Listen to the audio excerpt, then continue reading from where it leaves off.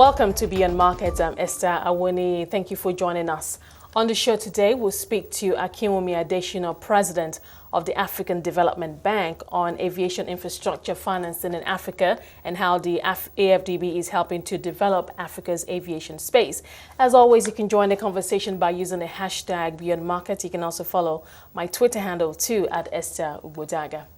Now, African countries must make regional aviation markets competitive and drive down costs, raise efficiencies, and improve connectivity and convenience to attract investors. This is according to the President of the African Development Bank, Akinwumi Adesina. Take a look. Thank you, sir, for taking the time out to join us today. Great pleasure.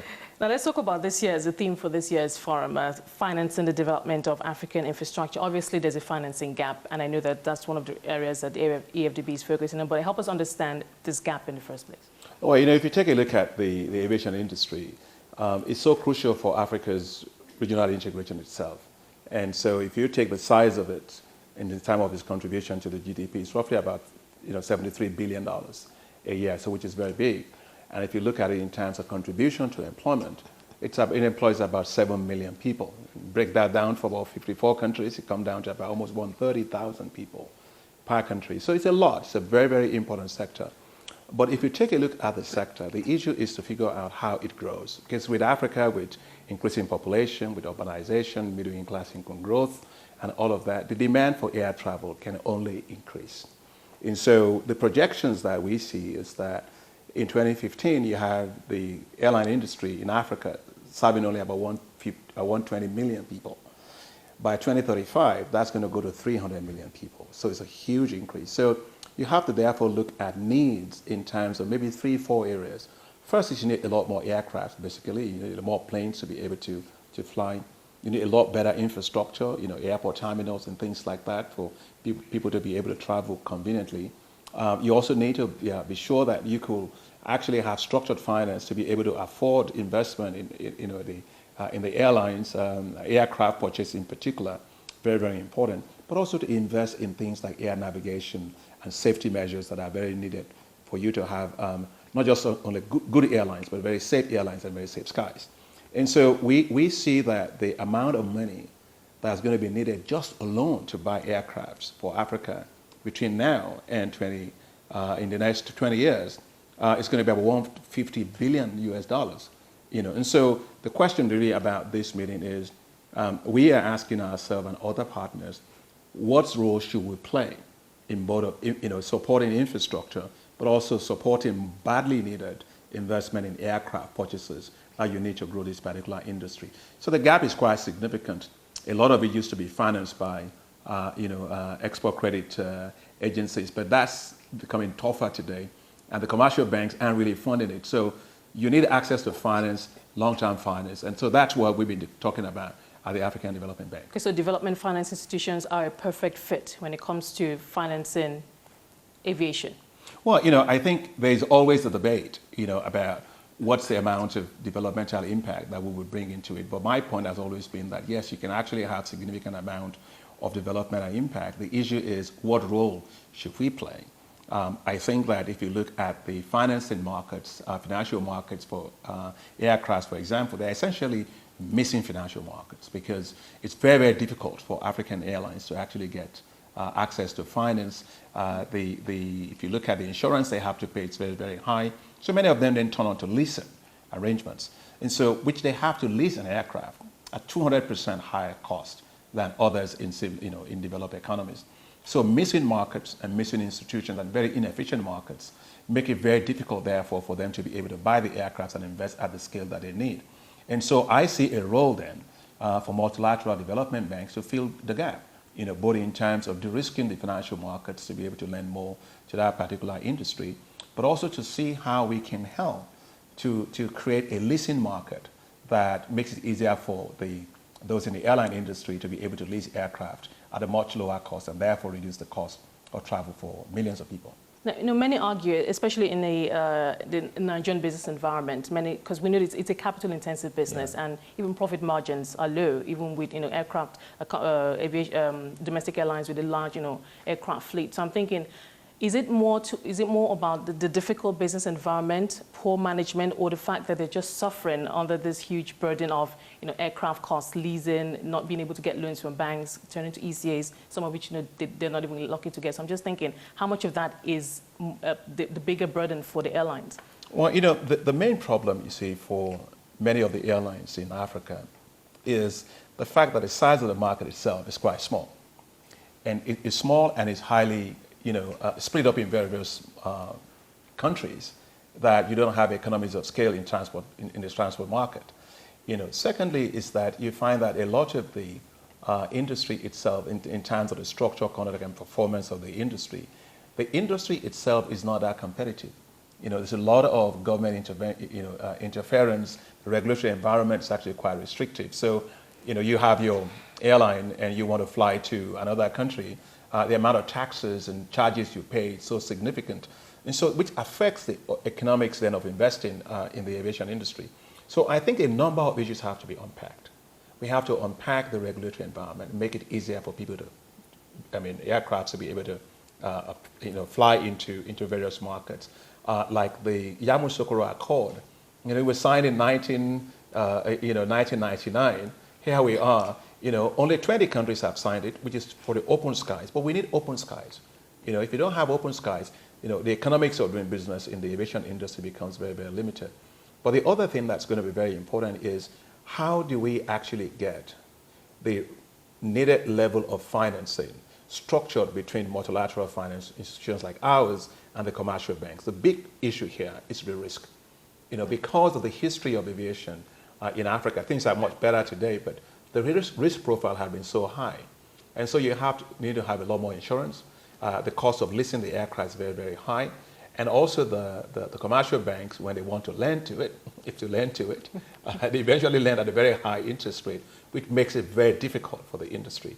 So I think we need to find a way of capitalizing the industry with long-term finance that makes it easier for people to buy the aircraft, make sure the fleet are more modern, and also make sure they're more efficient aviation industry that can be competitive with others. So these are the areas that I think are very, very important for us to focus on. Okay, so to what extent is the AfDB funding the sector? Well, how deep are you? Yeah, when you look at the sector, we can't take the sector in isolation because everything is kind of linked to each other. I take, for example, the whole issue of trying to take off at the airports, right? You get planes, pilots in Africa. They've had to learn how to land, ingeniously, aircrafts without light on the runways. Because, it just happened to me. I've landed in airports in which, the power just went off and stuff like that. And so the point is, when you say infrastructure, a big part of the infrastructure is actually making sure there's electricity. And so as a bank, we are investing, $12 billion to make sure that a year, over the next 4 years, in the power sector to give Africa universal access to electricity, leveraging, of course, huge amount of money, almost $45 to $50 billion from the private sector. But also linked to that is in the whole infrastructure space, over the last 10 years, the bank has invested over $20 billion. But we've invested $1 billion in the aviation industry. And so if you look at the kind of things that we support the development of airports, modernization of airports. We've supported the modernization of airports for Morocco. We built the airport in Ghana, the new Blaise Diagne airport in Senegal. We financed it. We also recently been financing airport in Cape Verde and many other countries. So airport, terminal development, runway construction, things like that we fund quite a lot. We also fund quite a lot when it comes to navigation infrastructure, because obviously of what use is it to have nice airports and you can't fly safely. So we support quite a lot in that. And of recent, we've been doing quite a bit in terms of helping particular airlines, specific airlines, with their fleet acquisition.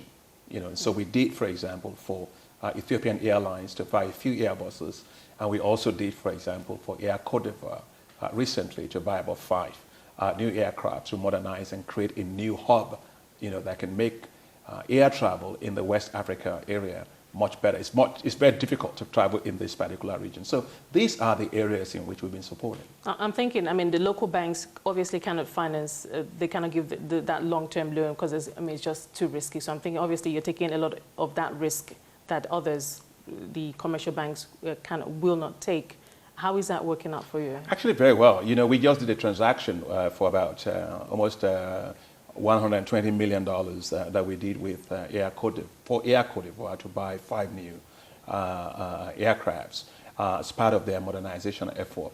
And the key part of it is, in the absence of export credit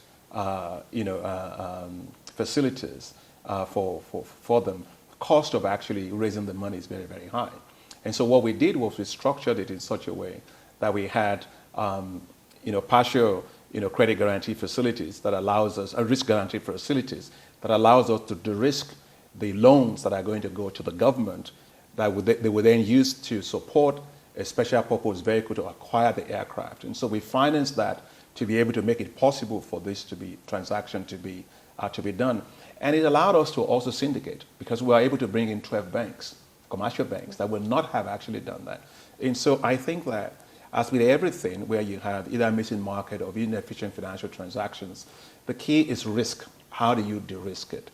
And so the bank is very good at this, putting our capital down to either do the risking transactions between government and private sector, or the risking transactions between private sector to private sector, with credit guarantee facilities. And so we do quite a lot of that. And I think it's a good use of our money because we can leverage a lot. In the case of Côte d'Ivoire that I just explained to you, for every single dollar that we put in, we leverage 22 times from the commercial banking sector. So it just tells you the importance of risk. Everybody talks about risk, but you've got to manage risk. And once you manage risk, I think you can leverage quite a lot. That was Akinwumi Adesina, President of the AfDB on Aviation Infrastructure Finance. As we continue our conversation with Akinwumi Adesina, President of the African Development Bank on Aviation Infrastructure Financing in Africa. I mean, good success stories from Rwanda, with Rwanda Air Côte d'Ivoire. But when you look at, a country like Nigeria, very huge population, huge potential for airlines. But you look at the domestic carriers, many of them are struggling. Those who are not struggling are not even in business at all. Even international airlines I fly here are struggling. So I'm thinking for the AfDB, what are your projects here in aviation? Because I know the government is trying to raise money also to, for new airport infrastructure, new aircraft. There's talk about a national carrier. We haven't gotten that one sorted out. But I'm just thinking, so what are your projects or, future plans for the Nigerian aviation sector? Well, I was very pleased to be here and to listen to, the speech by the Vice President, Professor Yemi Osinbajo, and also to listen to the Minister of Aviation about the plans that they have, for Nigeria. And they're pretty good plans because it's, that part of a continuation of efforts to modernize the airports. That's good. Everybody likes to be in nice airport facilities, and that's very, very important. But I also like the fact that they're beginning to think of some kind of a national carrier. But my view is that when you say national carrier, I take that not to mean a government-run that is entity. A hope. so just to be sure that that's the way I think it. But I think that there's a usual national carrier, and they're also talking about to be able to have a repair maintenance and overhaul facility, because that's very important if you're going to be have a viable hub to run here. And the other thing is, if you take a look at the West African market, the cost of travel is very, very high. To travel between London to Rome, costs $129. To travel between here to Abidjan is over $600. Why? Right? And so I think that the part of the issue is that you don't have good hubs in which you can connect and move out quickly, right? And so Nigeria, I think, has that capacity, and I think I did say it today, that Nigeria should really play a big role and become an integrator for the regional hub here in West Africa. And they also are thinking, as part of their efforts, as they should, since they're thinking about how to diversify the economy. I really think that if you want to diversify the economy, agriculture, you will not be surprised by this, but I think that modernizing agriculture, but creating cargo facilities that would make it easier for you to be able to export value-added products is the key. And Nigeria should learn from experiences of others and look at Kenya, for example. You look at Ethiopia, for example. Those two countries are at the top of the league when it comes to export of horticulture produce and also floriculture produce. You may surprise you that during Valentine, you will find that a lot of the rose flowers that people give here actually make their way, from Netherlands, but they're actually rose flowers that are actually sent there from Kenya. And so having a connection that allows you to get, good cold storage facilities, and you can just trade between you and Kenya. So I think these are part of the things that they are talking about. And I was quite pleased also to hear that there's an interest in developing an aeropolis so that you have a whole tourist industry. It's not just about aviation, you have a whole tourist industry that can feed off from that. And so we've started conversations with the government. I think they're still in early stages of developing their own strategies. But when you look at the sector, don't you see huge opportunities? Because we're at the stages where they're trying to rehabilitate some of the airport terminals, and of course there's talk about reviving some of the domestic airlines. I'm just thinking specific projects, pipelines in mind. No, you see, because we have to. We look at opportunities from two sides. One is we don't make decisions for governments. So the government has to decide exactly what the roadmap is. And so when that roadmap is ready, and then us as a bank and others, commercial banks and other multilateral finance institutions and insurance companies will have to come together and figure out what roles we can play in a bigger picture of it.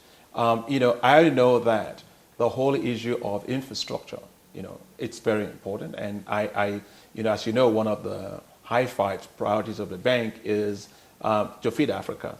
And part of feeding Africa is to actually make sure Africa can be competitive in global agricultural market, food agricultural markets. So I think that fresh produce markets are really expanding a lot globally. And so Nigeria has huge amount of opportunities in different parts of the country. And so having good, cargo facilities that will allow you to take, a good storage facilities to be able to export into fresh produce market, I think will be a fantastic opportunity for Nigeria. So I look forward to seeing the plan and then seeing what we can do to support it. Okay, now for this year's forum is also meant to build on some of the outcomes from the last two forums in Canada. I'm just thinking in terms of progress that's been made, because I know a lot of experts, leaders from the aviation world, governments have been brainstorming on how to make the sector better. You've talked about open skies. We're not exactly there yet. So I'm thinking, but is there a change in language, body language especially? Well, I think there is a change absolutely in the things. First, I must commend Africa, because last year Africa actually was the top in terms of safety, and it never used to be that way. And I really feel that when you take a look at Africa, I don't want to take one case as the normal, but the fact of the matter is that our skies are still pretty risky, and the rate of fatalities are still quite high. And so a lot of unfinished business still remains, in my view. And part of that unfinished business, in my view, is to improve navigation facilities, to improve safety records that we have, to make sure that we actually have a lot of hubs so that, in particular, regional air travel can become easier for people. And that there's still a lot of problem you were saying about the Yamoussoukro Accord of open skies. Well, you can have open skies and then have empty skies. If you can't finance the aircraft locally to actually take off, you can have empty skies. And also, if the taxes, you see, that's the problem. We overtax the sector. Well, is that some of the issues that were discussed or are being discussed? Yes, we cannot run away from the fact that the aviation industry has to be more competitive. And the more competitive it is, the lower the price, the cost of operation for entities in it, and the better for the customers. And so there's a big agenda that still has to be done, to free up markets so that people can actually, airlines can travel and do business easily across Africa. It's still a highly regulated market. And so I think for us as an African Development Bank, I see our role really as helping in that broader regulatory environment, making the sector, the aviation sector, much more competitive, and making sure that the issue of taxes, a lot of taxes and levies and so on, is just too high in that particular sector.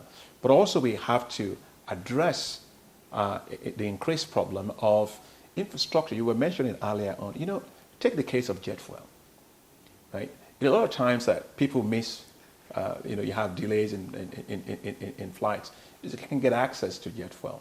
And so the infrastructure of just roads, right, and even just rail networks that allows you to transport jet fuel and get it there to the airport on time is very important. So that's why I'm saying that we cannot disconnect the aviation industry from the broader investment in infrastructure. We have to do that. So there's quite a lot of things that we have to do to continue to improve the organization of the sector, the efficiencies in the sector. Have been brainstorming on how guys, we're not exactly there in language, but the language. There is a change absolutely in the thing. I must commend Africa, because last year Africa actually was the top in terms of safety, and it never used to be that way.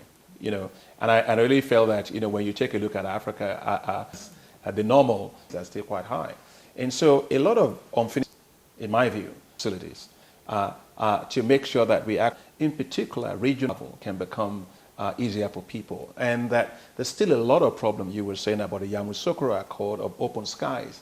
Well, you can have, if you can't finance the aircraft skies, you can have empty skies. And also, if the taxes locally to actually, and then have empty. See, that's the problem. We have open skies. Air traffic actually have a lot of hubs that we overtax the sector. Records that we have. But that's some of the issues that were discussed, or to improve safety records being discussed. Yes, we cannot run away from the fact that the improved navigation industry, aviation has to be more competitive. And the more competitive it is, the lower the price. I mean, the cost of business, in my view, is to of operation for entities in it, and the better for the customers.